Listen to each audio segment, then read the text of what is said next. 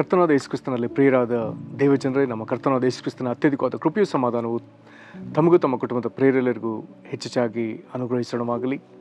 ಹೃದಯಂಗಮ ಮಾತಿನ ಮುಂಜಾನೆ ವಾಕ್ಯದ ಅಂತ ಸರಣಿಯಲ್ಲಿ ಈ ತಿಂಗಳು ನಾವು ಹೃದಯಂಗಮ ಮಾತಿನ ಈ ಮುಂಜಾನೆ ವಾಕ್ಯದ ಅಂತ ಸರಣಿಯಲ್ಲಿ ಈ ದಿನ ನಾವು ಯೇಸುಕ್ರಿಸ್ತನ ಪ್ರಾಮುಖ್ಯ ಬೋಧನೆಗಳು ಎಂಬ ಶೀರ್ಷಿಕೆಯಡಿಯಲ್ಲಿ ಮತ್ತಾಯನು ಬರೆದ ಸುವಾರ್ತೆ 5ನೇ ಅಧ್ಯಾಯದಿಂದ 7ನೇ ಅಧ್ಯಾಯದವರೆಗಿನ ಕೆಲವು ಪ್ರಾಮುಖ್ಯ ಬೋಧನೆಗಳನ್ನ ಧ್ಯಾನಿಸ್ತಿದ್ದೇವೆ. ಈ ದಿನ ನಾವು ಧ್ಯಾನಿಸುವಂಥ ದೇವರ ವಾಕ್ಯದ ಭಾಗ ಮತ್ತಾಯನು ಬರೆದ ಸುವಾರ್ತೆ 5ನೇ ಅಧ್ಯಾಯ 48ನೇ ವಚನ. ಮತ್ತಾಯ 5:48 ವಾಕ್ಯ ಹೀಗೆ ಹೇಳ್ತದೆ: ಆದುದರಿಂದ ಪರಲೋಕದಲ್ಲಿರುವ ನಿಮ್ಮ ತಂದೆಯು ಯಾವ ದೋಷವೂ ಇಲ್ಲದವನಾಗಿರುವಂತೆ ನೀವು ದೋಷವಿಲ್ಲದವರಾಗಿರ್ರಿ. ಈ ವಾಕ್ಯವನ್ನು ಗ್ರಹಿಸೋದಕ್ಕೆ ನಾವು ಶಕ್ತರಾಗುವಂತೆ ದೇವರ ಆತ್ಮನು ನಮಗೆ ತನ್ನ ವಿಶೇಷವಾದ ಸಾಮರ್ಥ್ಯವನ್ನು ಅನುಗ್ರಹಿಸಲಿ. ಪರಲೋಕದ ತಂದೆಯು ತನ್ನ ಆತ್ಮನ ಮೂಲಕ ನಮಗೆ ವಾಕ್ಯದ ಗ್ರಹಿಕೆಯನ್ನು ಅನುಗ್ರಹಿಸಲಿ.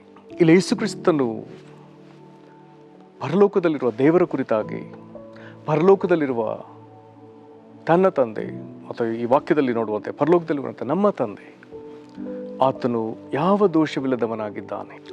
ಆದುದರಿಂದ ನೀವು ದೋಷವಿಲ್ಲದವರಾಗಿರ್ರಿ ಎಂಬುದಾಗಿ ಯೇಸುಕ್ರಿಸ್ತನು ಹೇಳ್ತಾನೆ.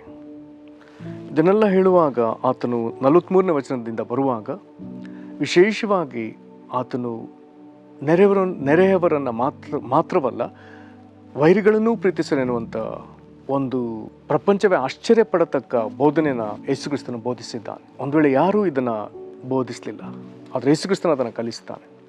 ನಿಮ್ಮ ವೈರಿಗಳನ್ನ ಪ್ರೀತಿಸ್ರಿ, ನಿಮ್ಮನ್ನು ಹಿಂಸೆಪಡಿಸಿಗೋಸ್ಕರ ದೇವರನ್ನು ಪ್ರಾರ್ಥಿಸಿರಿ. ಹೀಗೆ ಮಾಡಿದರೆ ಪರಲೋಕದಲ್ಲಿರುವ ನಿಮ್ಮ ತಂದೆಗೆ ಮಕ್ಕಳಾಗ್ತೀರಿ ಎಂಬುದಾಗಿ ಯೇಸುಕ್ರಿಸ್ತನು ಹೇಳ್ತಾನೆ. ಮತ್ತು ಆತನ ಸ್ವಭಾವವನ್ನು ಹೇಳುವಾಗ ಆತನು ಕೆಟ್ಟವರ ಮತ್ತು ಒಳ್ಳೆಯವರ ಮೇಲೆ ಆತನು ಸೂರ್ಯನ ಮೂಡುವಂತೆ ಮಾಡ್ತಾನೆ. ನೀತಿವಂತರು ಮತ್ತು ಅನೀತಿವಂತರ ಮೇಲೆ ಆತನು ಮಳೆ ಸುರಿಯುವಂತೆ ಆತನು ಮಾಡ್ತಾನೆ. ಹಾಗಾದರೆ ಆತನು ಸೂರ್ಯನ ಬೆಳಕನ್ನು ಕೊಡುವಾಗ, ಮಳೆಯನ್ನು ಸುರಿಸುವಾಗ ಯಾವ ಭೇದವಿಲ್ಲದೆ ಜನರು ದೇವರನ್ನು ಒಪ್ಪದೆ ಹೋಗಲಿ, ಜನರು ದೇವರಿಗೆ ಸನ್ಮಾನ ಸಲ್ಲಿಸದೆ ಹೋಗಲಿ, ಉಪಕಾರ ಸಲ್ಲಿಸದೆ ಹೋಗಲಿ, ಆತನು ಮಾತ್ರ ಎಲ್ಲರಿಗೂ, ಎಲ್ಲ ಜೀವಿಗಳಿಗೆ ಆಹಾರ ಕೊಡುವ ದೇವರು ಈ ಕಾರ್ಯವನ್ನು ಸರಿಯಾಗಿ ಮಾಡ್ತಿದ್ದಾನೆ.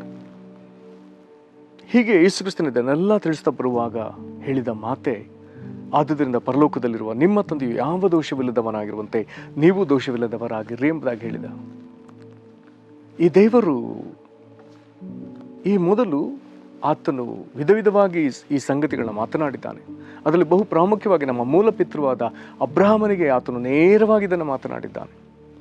ಆದಿಕಾಂಡ 17ನೇ ಅಧ್ಯಾಯದ 1ನೇ ವಚನಕ್ಕೆ ಬರುವಾಗ ದೇವರು ನಮ್ಮ ಮೂಲ ಪಿತೃವಿಗೆ ಈ ಮಾತನ್ನು ಹೇಳಿದ. ವಾಕ್ಯ ಹೀಗೆ ಹೇಳ್ತದೆ: ಅಬ್ರಹಾಮನು 99 ವರ್ಷದವನಾದಾಗ ಯೆಹೋವನು ಅವನಿಗೆ ದರ್ಶನ ಕೊಟ್ಟು, ನಾನು ಸರ್ವಶಕ್ತನಾದ ದೇವರು, ನನಗೆ ನಡ್ಕೊಂಡು ದೋಷವಿಲ್ಲದವನಾಗಿರು. ಇಲ್ಲಿ ದೇವರು ಮೊಟ್ಟ ಮೊದಲ ಬಾರಿಗೆ ತನ್ನನ್ನು ಎಲ್ ಶಡಾಯ್ ಎಂಬುದಾಗಿ ಪ್ರಕಟಿಸಿಕೊಳ್ತಿದ್ದಾನೆ. ಆ ದೇವರು ಈಗ ಅಬ್ರಹಾಮನಿಗೆ ಹೇಳ್ತಿದ್ದಾನೆ, ನನಗೆ ನಡ್ಕೊಂಡು ದೋಷವಿಲ್ಲದವನಾಗಿರು ಎಂಬುದಾಗಿ ಹೇಳ್ತಿದ್ದಾನೆ. ಯಾರಿಗೆ? ನಮ್ಮ ಮೂಲಪಿತೃವಾದ ಅಬ್ರಹಾಮನಿಗೆ. ಇಲ್ಲಿ ಆತನಿನ್ನು ಅಬ್ರಾಮ, ಇದರ ನಂತರದಲ್ಲಿ ಆತನೊಂದಿಗೆ ಒಡಂಬಡಿಕೆ ಏರ್ಪಡಿಸಿಕೊಂಡು ಅಬ್ರಾಮ ಎನ್ನುವಂಥ ಈ ಹೆಸರನ್ನು ಆತನು ಅಬ್ರಹಾಮ ಎಂಬುದಾಗಿ ಆತನು ನಾಮಕರಣ ಮಾಡ್ತಾನೆ. ಇಲ್ಲಿ ಅಬ್ರಾಮನಿಗೆ ವಯಸ್ಸೆಷ್ಟು? 99. ಅಬ್ರಾಮನಿಗೆ ದೇವರ ಉಪದೇಶವೇನು? ನನಗೆ ನಡ್ಕೊಂಡು ದೋಷವಿಲ್ಲದವನಾಗಿ. 99 ವರ್ಷ ಪ್ರಾಯ. ಪೌಲನ ಭಾಷೆಯಲ್ಲಿ ಹೇಳುವುದಾದರೆ ಮೃತಪ್ರಾಯನಿಗೆ ದೇವರು ಹೇಳ್ತಿದ್ದಾನೆ, ನನಗೆ ನಡ್ಕೊಂಡು ದೋಷವಿಲ್ಲದವನಾಗಿರು. ಕಾರಣ ಇದರ ಹಿಂದೆ 2 ಸಂಭವಗಳು ಅಬ್ರಾಮನ ಜೀವಿತದಲ್ಲಿ ದೇವರು ಒಪ್ಪದಿರುವಂಥ 2 ಸಂಗತಿಗಳು ನಡೀತದೆ. ಹಾಗಾಗಿ ದೇವರು ಅದನ್ನು ಆತನಿಗೆ ಈಗ ಹೇಳ್ತಿದ್ದಾನೆ, ನನಗೆ ನಡ್ಕೊಂಡು ದೋಷವಿಲ್ಲದವನಾಗಿರು. ಅದೇ ದೇವರು ಭೂಮಿಗೆ ಮನುಷ್ಯನಾಗಿ ಬಂದಾಗ ಈಗ ನಮ್ಮ ಎದುರು ನಿಂತು ಹೇಳ್ತಿದ್ದಾನೆ, ಪರಲೋಕದಲ್ಲಿರುವ ನಿಮ್ಮ ತಂದೆ ಯಾವ ದೋಷವಿಲ್ಲದವನಾಗಿರುವಂತೆ ನೀವು ದೋಷವಿಲ್ಲದವರಾಗಿರ್ರಿ. ದೇವರು ನಮ್ಮ ನಡವಳಿಕೆಯನ್ನು ಗಮನಿಸುವ ದೇವರು. ದೇವರೊಮ್ಮೆ ಯೋಬನ ಕುರಿತಾಗಿ ಎಂತಹ ಎಚ್ಚರಿಕೆಯಿಂದ ಆತನು ಮಾತನಾಡಿದ್ದಾನೆಂಬುದನ್ನು ನಾವು ಯೋಬನ ಪುಸ್ತಕದಲ್ಲಿ ಗಮನಿಸೋಣ. ಯೋಬನ ಕುರಿತಾದ ಚರಿತ್ರೆ ಆರಂಭಿಸುವಾಗ ಯೋಬನ ಪುಸ್ತಕ 1ನೇ ಅಧ್ಯಾಯದಲ್ಲಿ ದೇವರು 1ನೇ ವಚನದಲ್ಲಿ ಅವನ ನಡವಳಿಕೆಯ ಕುರಿತಾಗಿ ಬರೆಸಿದ್ದಾನೆ. 1ನೇ ಅಧ್ಯಾಯದ 1ನೇ ವಚನ: ಊಚ್ ದೇಶದಲ್ಲಿ ಯೋಬನೆಂಬ ಒಬ್ಬ ಮನುಷ್ಯನಿದ್ದನು. 4 ಸಂಗತಿಗಳೀಗ: ಅವನು ದೇವರಲ್ಲಿ ಭಯಭಕ್ತಿಯುಳ್ಳವನಾಗಿ ಕೆಟ್ಟದನ್ನು ನಿರಾಕರಿಸುತ್ತಾ ನಿರ್ದೋಷಿಯು ಯಥಾರ್ಥ ಚಿತ್ತನೂ ಆಗಿದ್ದನು. ಯೋಬನ ಕುರಿತಾಗಿ 4. ಮುಂದೆ ಸೈತಾನನು ದೇವರ ಎದುರು ಬಂದು ನಿಂತಾಗ ದೇವರು ಈ ಯೋಬನ ಕುರಿತಾಗಿ ಈ ಸಂಗತಿಗಳನ್ನು ತಾನೇ ನೇರವಾಗಿ ಹೇಳ್ತಾನೆ. ಅಲ್ಲಿ 8ನೇ ವಚನಕ್ಕೆ ಬರುವಾಗ ದೇವರು ಹೇಳ್ತಾನೆ, ಆಗ ಯೆಹೋವನು ನನ್ನ ದಾಸನಾದ ಯೋಬನ ಮೇಲೆ ಗಮನವಿಟ್ಟೀಯ. ಎಷ್ಟು ಸಂತೋಷದಿಂದ ಹೇಳ್ತಿದ್ದಾನೆ. ಅವನು ದೇವರಲ್ಲಿ ಭಯಭಕ್ತಿಯುಳ್ಳವನಾಗಿ ಕೆಟ್ಟದನ್ನು ನಿರಾಕರಿಸುತ್ತಾ, ಮತ್ತೆ ಅದೇ ಮಾತುಗಳು, ದೇವರಲ್ಲಿ ಭಯಭಕ್ತಿಯುಳ್ಳವನಾಗಿ ಕೆಟ್ಟದನ್ನು ನಿರಾಕರಿಸುತ್ತಾ ನಿರ್ದೋಷಿಯು ಯಥಾರ್ಥ ಚಿತ್ತನವಾಗಿದ್ದಾನೆ. ದೇವರು ಮತ್ತೆ ಮುಂದುವರೆದು ಹೇಳ್ತಾನೆ, ಅವನಿಗೆ ಸಮಾನನು ಭೂಲೋಕದಲ್ಲಿ ಎಲ್ಲಿಯೂ ಸಿಕ್ಕುವುದಿಲ್ಲ ಎಂದು ಸೈತಾನನಿಗೆ ಹೇಳಿದನು. ಪ್ರೇರೆ, ಹಳೆ ಒಡಂಬಡಿಕೆಯ ಚಿತ್ರಣಗಳು ಯೇಸುಕ್ರಿಸ್ತನನ್ನು ತೋರಿಸುವಂಥ ಸಂಗತಿಗಳು. ಹಾಗಾದರೆ ಯೇಸುಕ್ರಿಸ್ತನ ಯಾರು? ದೇವರಲ್ಲಿ ಭಯಭಕ್ತಿ ಉಳ್ಳವನು, ಕೆಟ್ಟದನ್ನು ನಿರಾಕರಿಸುವವನು, ಯಥಾರ್ಥ ಚಿತ್ತನು, ನಿರ್ದೋಷಿ ಯೇಸುಕ್ರಿಸ್ತ. ಇಲ್ಲಿ ನಮಗೆ ಉಪದೇಶವು ಮಾಡಲಿಕ್ಕಾಗಿ ದೇವರು ಪದೇ ಪದೇ ಮಾತನಾಡಿದ್ದಾನೆ. ನಾವು ದೇವರ ಮುಂದೆ ನಿರ್ದೋಷಿಗಳಾಗಿರಬೇಕೆಂಬುದಾಗಿ ಹೇಳಿದ ಭಾಗದಲ್ಲಿ ದೇವರ ಪ್ರಸನ್ನತೆಯಲ್ಲಿ ಸಹ ನಾವು ನಿಲ್ಲುವಾಗ ನಿರ್ದೋಷಿಗಳಾಗಿ ನಿಲ್ಲಬೇಕೆನ್ನುವಂಥ ಒಂದು ಬೋಧನೆಯನ್ನು ದೇವರು ಸತ್ಯವೇದದಲ್ಲಿ ಧರ್ಮೋಪದೇಶ ಕಾಂಡದಲ್ಲಿ ಅವಶ್ಯವಾಗಿ ಮಾತನಾಡ್ತಾನೆ. ಧರ್ಮೋಪದೇಶ ಕಾಂಡ 18ನೇ ಅಧ್ಯಾಯ 13ನೇ ವಚನಕ್ಕೆ ಬರುವಾಗ ಅಲ್ಲಿ ಆತನು ಹೇಳ್ತಾನೆ, ನೀವು ನಿಮ್ಮ ದೇವರಾದ ಯೆಹೋವನ ಸೇವೆ ವಿಷಯದಲ್ಲಿ ಸದಾಚಾರವುಳ್ಳವರಾಗಿರಬೇಕು. ದೇವರ ಸನ್ನಿಧಿಯಲ್ಲಿ ಸೇವೆಗೆ ನಿಲ್ಲುವಾಗ ಅದನ್ನು ನೀವು ಬೇರೆ ಭಾಷಾಂತರಗಳಲ್ಲಿ ಓದಿದ್ರೆ ನಿರ್ದೋಷಿಗಳಾಗಿರಬೇಕು, ಅಂದರೆ ಬ್ಲೇಮ್ಲೆಸ್ ಆಗಿರಬೇಕೆಂಬುದನ್ನು ಅಲ್ಲಿ ಆತನು ಹೇಳ್ತಿದ್ದಾನೆ. ದೋಷವಿಲ್ಲದವರಾಗಿರಬೇಕು, ಅದನ್ನು ದೋಷವಿಲ್ಲದವರಾಗಿರಬೇಕೆಂಬುದನ್ನು ಇಲ್ಲಿ ಸದಾಚಾರ ಉಳ್ಳವರಾಗಿರಬೇಕೆಂಬುದಾಗಿ ಹೇಳ್ತಾನೆ. ಇಲ್ಲಿ ಇಸ್ರೇಲರು ಹೀಗೇ ನಡಿಬೇಕೆಂಬುದನ್ನು ದೇವರು ಮಾತನಾಡ್ತಾನೆ. ಅಲ್ಲಿ ಕೆಲವಾರು ಸಂಗತಿಗಳಿದೆ. ಇದರ ಹಿಂದೆ 9ನೇ ವಚನದಿಂದ ಬರುವಾಗ, ನಿಮ್ಮ ದೇವರಾದ ಯೆಹೋವನು ನಿಮಗೆ ಕೊಡುವ ದೇಶದಲ್ಲಿ ನೀವು ಸೇರಿದಾಗ ಅಲ್ಲಿರುವ ಜನಗಳು ಮಾಡುವ ಹೇಸಿಗೆ ಕೆಲಸಗಳನ್ನು ನೀವು ಅನುಸರಿಸಲೇಬಾರದು. ಮಕ್ಕಳನ್ನು ಆಹುತಿ ಕೊಡುವವರು, ಕಣಿ ಹೇಳುವವರು, ಶಕನ ನೋಡುವವರು, ಯಂತ್ರ ಮಂತ್ರಗಳನ್ನು ಮಾಡುವವರು, ಮಾಟಗಾರರು, ತಂತ್ರಗಾರರು, ಸತ್ತವರನ್ನು ವಿಚಾರಿಸುವವರು, ಬೇತಾಳಿಕರು, ಪ್ರಯತ್ನಿಸಿದ್ದರು, ಇಂಥವರು ಯಾರು ನಿಮ್ಮಲ್ಲಿರಬಾರದು. ಇಂಥ ಕೆಲಸಗಳನ್ನು ನಡೆಸುವವರು ಯೆಹೋವನಿಗೆ ಅಸಹ್ಯರಾಗಿದ್ದಾರೆ. ನಿಮ್ಮ ದೇವರಾದ ಯೆಹೋವನು ಇಂಥ ಹೇಯ ಕೃತ್ಯಗಳನ್ನು ಮಾಡುವ ಆ ಜನಾಂಗಗಳನ್ನು ನಿಮ್ಮೆದುರಿಂದ ಹೊಡಿಸಿ ಬಿಡುತ್ತಾನಲ್ಲ. ಇದನ್ನೆಲ್ಲ ಈಗ ಹೇಳಿದ್ದು ನೀವು ನಿಮ್ಮ ದೇವರಾದ ಯೆಹೋವನ ಸೇವೆ ವಿಷಯದಲ್ಲಿ ಸದಾಚಾರವುಳ್ಳವರಾಗಿರಬೇಕು. ಅಂತ ದೇವರ ಸನ್ನಿಧಿಗೆ ಸೇವೆಗೆ ಬರುವಾಗ ಯಾವ ಕಾರ್ಯಗಳಲ್ಲಿ ಭಾಗಿಯಾಗದೆ ನೀವು ದೋಷವಿಲ್ಲದವರಾಗಿರ್ಬೇಕಾದ್ರೆ ಸದಾಚಾರವುಳ್ಳವರಾಗಿರಬೇಕು.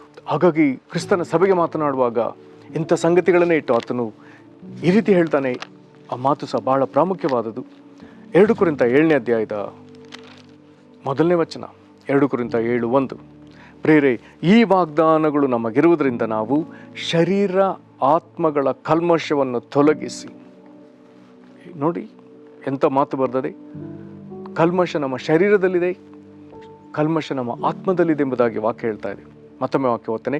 ಪ್ರೇರೆ, ಈ ವಾಗ್ದಾನಗಳು ನಮಗಿರುವುದರಿಂದ ನಾವು ಶರೀರ ಆತ್ಮಗಳ ಕಲ್ಮಶವನ್ನು ತೊಲಗಿಸಿ ನಮ್ಮನ್ನು ಶುಚಿ ಮಾಡಿಕೊಂಡು ದೇವರ ಭಯದಿಂದ ಕೂಡಿದವರಾಗಿ ಪವಿತ್ರತ್ವವನ್ನು ಸಿದ್ಧಿಗೆ ತರುವುದಕ್ಕೆ ಪ್ರಯತ್ನಿಸೋಣ. ಇಲ್ಲಿ ನಾವು ದೋಷವಿಲ್ಲದವರಾಗಿರುವುದಕ್ಕಾಗಿಯೇ ಬರೆಯಲ್ಪಟ್ಟ ವಾಕ್ಯ. ಈ ವಾಕ್ಯಕ್ಕೆ ಬೆಂಬಲ ಕೊಡುವಂತೆ 15ನೇ ವಚನದಲ್ಲಿ ಹೀಗೆ ಹೇಳ್ತಾನೆ, ಬೆಳಕಿಗೂ ಕತ್ತಲಿಗೂ ಐಕ್ಯವೇನು? ಕ್ರಿಸ್ತನಿಗೂ ಸೈತಾನನಿಗೂ ಒಡನಾಟವೇನು? ನಂಬುವವನಿಗೂ ನಂಬದೇ ಇರುವವನಿಗೂ ಪಾಲುಗಾರಿಕೆ ಏನು? 17ನೇ ವಚನದ 2ನೇ ಭಾಗಕ್ಕೆ ಬರುವಾಗ, ಅಶುದ್ಧವಾದ ಯಾವುದನ್ನೂ ಮುಟ್ಟದಿರಿ ಎಂದು ಕರ್ತನು ಹೇಳುತ್ತಾನೆ. ಪ್ರೇರೆ, ಪವಿತ್ರಾತ್ಮನ ನಡೆಸುವಿಕೆಗೆ ನಮ್ಮನ್ನು ಒಪ್ಪಿಸಿಕೊಟ್ಟವರಾಗಿ ನಾವು ದೋಷವಿಲ್ಲದವರಾಗಿ ನಡೆಯುವುದಕ್ಕೆ ದೇವರ ವಾಕ್ಯವನ್ನು ಪದೇ ಪದೇ ಓದುತ್ತಾ ನಮ್ಮ ಜೀವಿತವನ್ನು ಸರಿಪಡಿಸಿಕೊಳ್ಳುತ್ತಾ ಪವಿತ್ರಾತ್ಮನಿಗೆ ನಮ್ಮನ್ನು ಬಿಟ್ಟುಕೊಟ್ಟವರಾಗಿ ನಾವು ದೋಷವಿಲ್ಲದವರಾಗಿ ಜೀವಿಸೋದಕ್ಕೆ ನಾವು ಪ್ರಯಾಸ ಪಡೋಣ. ಕಾರಣ, ದೇವರು ನಮ್ಮ ಜೀವಿತದಲ್ಲಿ ಸಮಾಧಾನವನ್ನು ಸ್ಥಾಪಿಸಬೇಕಂತಿದ್ದಾನೆ. ದೋಷವಿಲ್ಲದವರಿಗೆ ಸಮಾಧಾನದ ಸಂತತಿಯನ್ನು ಕೊಡುವುದಕ್ಕಾಗಿ ದೇವರು ನಿರ್ಧರಿಸಿದ್ದಾನೆ. ವಾಕ್ಯವು ಹಾಗೇ ಮಾತನಾಡ್ತದೆ. 37ನೇ ಕೀರ್ತನೆ 37ನೇ ವಚನ ಅದನ್ನು ಮಾತನಾಡ್ತದೆ. ಒಳ್ಳೆ ನಡತೆಯುಳ್ಳವನನ್ನು ನೋಡು, ಯಥಾರ್ಥ ಚಿತ್ತನನ್ನು ಲಕ್ಷಿಸು, ಶಾಂತನಿಗೆ ಸಂತಾನ ವೃದ್ಧಿ ಆಗುವುದು. ಎಷ್ಟೋ ಭಾಷಾಂತರ ಹೀಗೆ ಹೇಳ್ತದೆ, ಅವನಲ್ಲಿ ಸಮಾಧಾನ ನೆಲೆಸುವುದು. ಇನ್ನು ಮೂಲ ಭಾಷಾಂತರ ಹೀಗೆ ಹೇಳ್ತದೆ, ಶಾಂತನಿಗೆ ಸಂತಾನ ವೃದ್ಧಿ ಆಗುವುದು. ಪ್ರಿಯರೇ, ಕರ್ತನಲ್ಲಿ ಪ್ರೀತಿಯುಳ್ಳ ದೇವಜನರೇ, ದೇವರು ದೋಷವಿಲ್ಲದವನಾಗಿದ್ದಾನೆ. ನಮ್ಮನ್ನು ದೋಷವಿಲ್ಲದವರಾಗಿ ನಡೆಯುವುದಕ್ಕಾಗಿ ನಮಗೆ ಕರೆದಿದ್ದಾನೆ. ಇಲ್ಲಿ ನಮ್ಮ ಜವಾಬ್ದಾರಿ, ನಮ್ಮ ಪಾತ್ರವು ಬಹಳ ದೊಡ್ಡದು. ದೇವರೊಂದಿಗೆ ನಾವು ಸಹಕರಿಸಲೇಬೇಕಾಗ್ತದೆ. ನಾವು ಕೆಲವು ವಚನಗಳಷ್ಟೇ ನೋಡಿಕೊಂಡಿದ್ದೇವೆ, ಇನ್ನೆಷ್ಟೋ ವಚನಗಳಲ್ಲಿ ನಾವು ನಮ್ಮನ್ನು ಸರಿಪಡಿಸಿಕೊಳ್ಬೇಕಾಗ್ತದೆ. ದೇವರ ಒಂದು ಮಹದಾಸೆ, ನಾನು ಪರಿಶುದ್ಧನಾಗಿರುವಂತೆ ನೀವು ಪರಿಶುದ್ಧರಾಗ್ರಿ. ನಾವು ಮಟ್ಟ ತಲುಪಿದ್ದೇವೆ ಎಂಬುದಾಗಿ ಹೇಳುವುದಕ್ಕೆ ನಮಗೆ ಧೈರ್ಯವಿಲ್ಲ. ಹಾಗಾದರೆ ತಲುಪುವ ಹಂತಕ್ಕೆ ದೇವರು ತನ್ನ ವಾಕ್ಯದ ಮೂಲಕ, ಪವಿತ್ರಾತ್ಮನ ಮೂಲಕ ಅನುದಿನವೂ ನಮ್ಮನ್ನು ಯೇಸುಕ್ರಿಸ್ತನಲ್ಲಿ ನಡೆಸ್ತಿರುವಲ್ಲಿ ನಾವು ನಮ್ಮನ್ನು ಬಿಟ್ಟುಕೊಟ್ಟು ದೇವರ ಪರಿಪೂರ್ಣತೆ ಮಟ್ಟಿಗೆ ನಾವು ದೇವರ ಪರಿಶುದ್ಧತೆ ಮಟ್ಟಿಗೆ ನಾವು ಪರಿಶುದ್ಧರಾಗುವುದಕ್ಕೆ ನಮ್ಮನ್ನು ಬಿಟ್ಟುಕೊಡೋಣ. ಪ್ರಾರ್ಥನೆ ಮಾಡೋಣ. ಮಹಾಕೃಪೆಯ ಪರಲೋಕ ತಂದೆ, ನೀನು ದೋಷವಿಲ್ಲದವನು.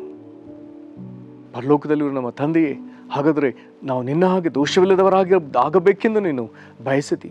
ನಮ್ಮ ಮೂಲ ಪಿತೃವಾದ ಅಬ್ರಹಾಮನಿಗೆ ಮಾತನಾಡಿದ ದೇವರೇ, ಈ ದಿನ ಯೇಸುಕ್ರಿಸ್ತನ ಮುಖಾಂತರ ನಮ್ಮ ಸಂಗಡ ನೀನು ಮಾತನಾಡ್ತಿದ್ಯಪ್ಪ.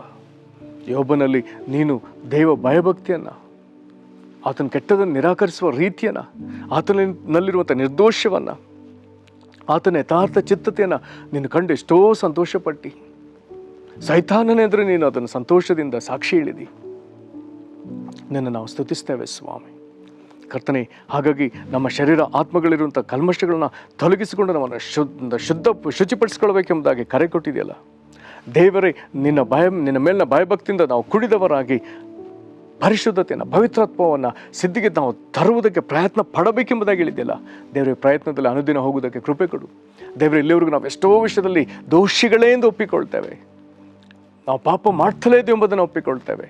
ನಮ್ಮನ್ನು ಕ್ಷಮಿಸು ಸ್ವಾಮಿ ದೇವರ. ಪಾಪವನ್ನು, ಶೋಧನೆಯನ್ನು ಜಯಿಸುವುದಕ್ಕೆ ನಮ್ಮನ್ನು ಬಲಪಡಿಸಪ್ಪ. ವಾಕ್ಯವನ್ನು ಕೇಳ್ತಿರುವಂಥ ನಮ್ಮೊಬ್ಬೊಬ್ಬನ್ನು ಬಲಪಡಿಸು. ಕ್ರಿಸ್ತನ ಸ್ವರೂಪಕ್ಕೆ ನಾವು ಕರ್ತನೆ ಶೀಘ್ರ ನಾವು ರೂಪಾಂತರಗೊಳ್ಳುವಂತೆ, ಈ ಲೋಕದಲ್ಲಿ ಕ್ರಿಸ್ತನನ್ನು ತೋರ್ಪಡಿಸಲಿಕ್ಕಾಗುವಂತೆ ನಮ್ಮನ್ನು ಬಲಪಡಿಸು. ಹಾಗೆ ನೀನು ಮಾಡುವುದಕ್ಕಾಗಿ ಸ್ತೋತ್ರ. ಯೇಸು ಕ್ರಿಸ್ತನ ಹೆಸರಿನಲ್ಲಿ ಬೇಡಿದ್ದೇವೆ ನಮ್ಮ ತಂದೆಯೇ, ಆಮೇನ್. ಕರ್ತನೆ ನಿಮ್ಮನ್ನು ಆಶೀರ್ವದಿಸಲಿ. ವಂದನೆಗಳು.